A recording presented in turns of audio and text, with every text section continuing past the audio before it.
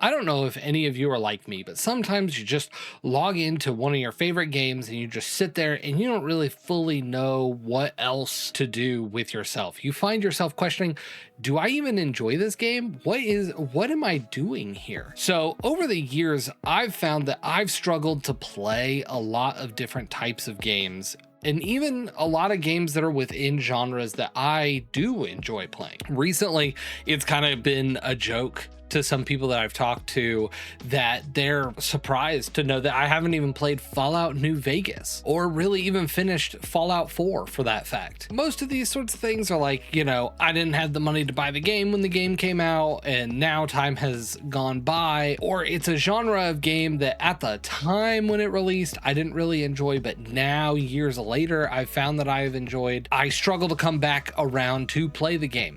It's led me to have like this loose policy with my friends that if they send me a game, 100% I'm gonna play it. It's led to some pretty weird and funny interactions, but it is what it is.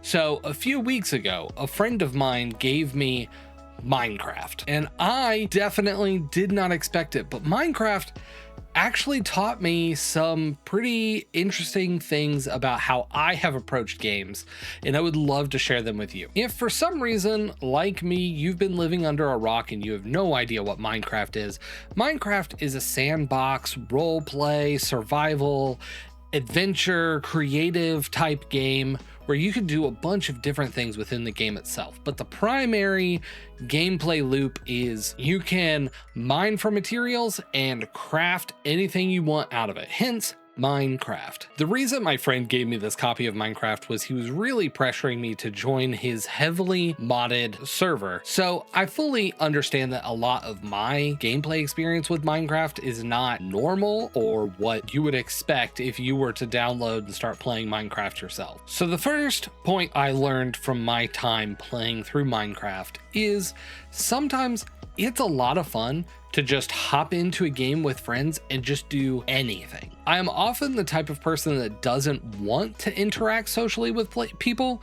I know it's weird. I post videos on YouTube, I participate in Discords, but the truth is, it's a lot of work to try to engage with friends, with people, with the communities of these games that I play. So when I booted up into the server for the very first time, a couple of people gave me some pointers on how to play Minecraft, but ultimately just said, go in a direction, find a place to build a home. So I did, and I found myself building my very first home on top of a mountain in the middle of a big snowy area, far, far and away from everybody else on the server. This led me to spending a lot of my game time by myself and just mining into my mountain to try to get as many resources as I could. And while this is certainly a very valid and valuable way to play, I found that I very quickly got tired and bored of playing this way.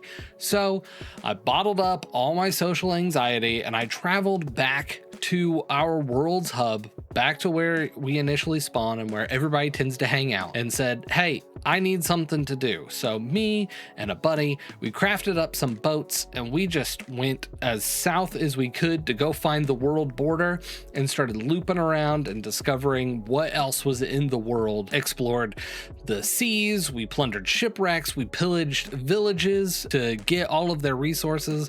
We opened up a ton of new space on the map that we had never seen, and we had a ton of fun. This was easily the best 2 hours of games that I have had in quite a long time. I would not have had this experience if I had just chosen to stay back at my camp. While I certainly know that not every game needs a multiplayer type experience, there are some that's built with it in mind, much like this Minecraft server that I've been playing on. It's kind of nice to have a friend looking over your shoulder and to kind of help you out, even though you're in a survival world. I think sometimes we as gamers get too bogged down in how we think that a game should be played, that we often mistake that for how to have fun in a game. I saw this most notably during Destiny 2's Edge of Fate release, when a lot of the community was honestly just getting upset that the game felt boring and unpleasing because they were too busy being stuck in the same portal activity loops because they deemed it to be the most efficient way to grind for the new power. I am certainly of the mind that I think games are meant to be fun. I truly believe that game developers aren't out here creating games just to make people mad at them, that they want to force people into a grind or anything like that. I really think people are constructing these experiences for people to have fun playing them. Sometimes we just need to get over our own ideas of how we think a game should be played and just try something a little different within the game.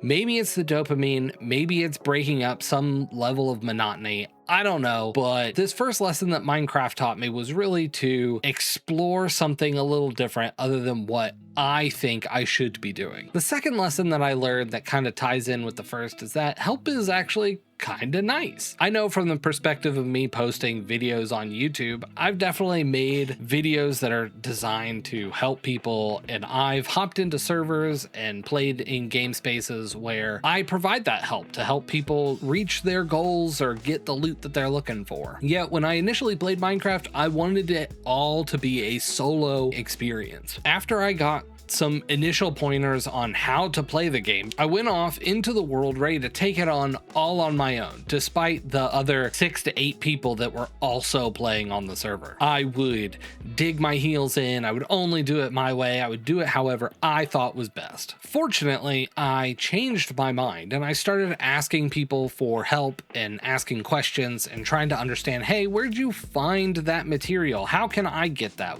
How can I build that item for myself? It turns out that some of our experiences with places like Reddit and Twitter actually make gaming communities seem a lot more toxic and a lot more full of condescension than what they really are. I literally brought that same worry about community interaction to a Minecraft server that was full of not only just my friends, but people who were friends with my friends as well. This certainly wasn't full of a bunch of randos that were likely to yell at me for not knowing how to play Minecraft. Once I was able to kind of get over that barrier, I just started opening up chat and sending out a message into the world asking for help, trying to figure out how to find those sweet, sweet diamonds so I could find my way to the end game. But ultimately, I started gathering with other groups of people as we would go mining and in search of new materials and building better ways to connect with each other so we could accomplish our goals together. Once I finally understood this underlying gameplay for Minecraft, I started actually having a ton more fun. And then my third thing that Minecraft really taught me is that you shouldn't be afraid of a challenge. Too often I find that I don't really want to do anything that is a challenge or anything different too much. I know how to play a game, and that's the loop that I want to stick with. While playing Minecraft, like I said at the beginning, I had initially set my base up on top of a mountain. I didn't know how big of a challenge that was going to be. When it came time for me to need to go find food or need to go find new materials, I ultimately just kind of said, well, if I don't find it in my mountain, then I'm not going to find it. And then I would also be too afraid of venturing too far from my home, because if I died, I would respawn back at my house, and then I would have to not only make the trek down the mountain, I would have to trek across whatever land there was to regather my materials before they all despawned. And if any of this happened at night, just forget it. I was just going to immediately die due to the mobs. But honestly, some unexpected challenges or even planned ones can bring a lot of the most awesome moments that I've found in games. I've pretty normally strayed away from doing challenge runs of games or adding mods to games because I don't want to change up the gameplay too much. I didn't even attempt my first solo dungeon clear in Destiny 2 until 6 years after the first dungeon was ever released. However, because I stay away from those challenges, my gameplay can be quite stale and I just play the same things over and over again because that's what I know. The goal just becomes do the thing, get the loot, or some checkbox for my weekly activities. Yet once I start doing challenges, the gameplay loop just gets broken. Some sessions I had in Minecraft, I would just get bored because all I did was dig down as far as I could and just start clearing out the things around me. And honestly, that got boring. But once me and my friends started picking up our boats and going to travel the world, I found myself really attracted to having the challenge of needing to survive so far away from home. So that way, not only could I get back with all my loot, but I would also have the gold star of I didn't die on the other side of the world. I'm definitely not gonna lie to you guys. This video was supposed to come out last week, but as I was trying to like write down my thoughts, I realized I'm sitting here talking about straying away from challenges, and Destiny had the Dark Ages hunt going on, which was needing to do a solo clear of the Warlord's Ruin dungeon using only bows, glaives, and swords. Not only have I never successfully soloed Warlord's Ruin, that seemed like quite a bit of a challenge to only do it with those 3 weapon types. But the irony of talking about straying away from challenges while I am also straying away from a challenge was too much. So I logged in, I got that done.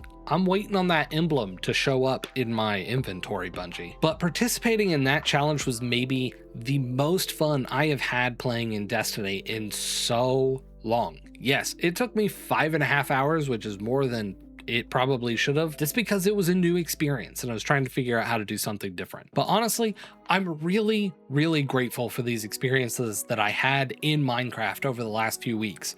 I really think that introducing challenges and being able to work with people and being able to kind of craft my own experience has changed the way I've approached other games. So some of my Sons of the Forest videos might change up a little bit because of these new ideas, and even some of my extraction shooter experiences have changed as well. It seems pretty easy to find challenges and friends in a lot of today's live service games. I'm real interested to try to figure out some fun, interesting solo game challenges as well. Maybe I'll finally get around to doing Fallout New Vegas, and maybe us as a community can decide what mods Spuds needs to run with, so that way we can maximize the experience for everybody. What surprising experiences have you had while gaming? Even if it's a game that you never expected would teach you anything, or even if it's an experience that you've just kind of always had. I'm curious to know what you think. What sort of ideals and thoughts have we seem to have lost as a gaming community about what video games are supposed to be? Let me know down below what your thoughts are, and I will catch you guys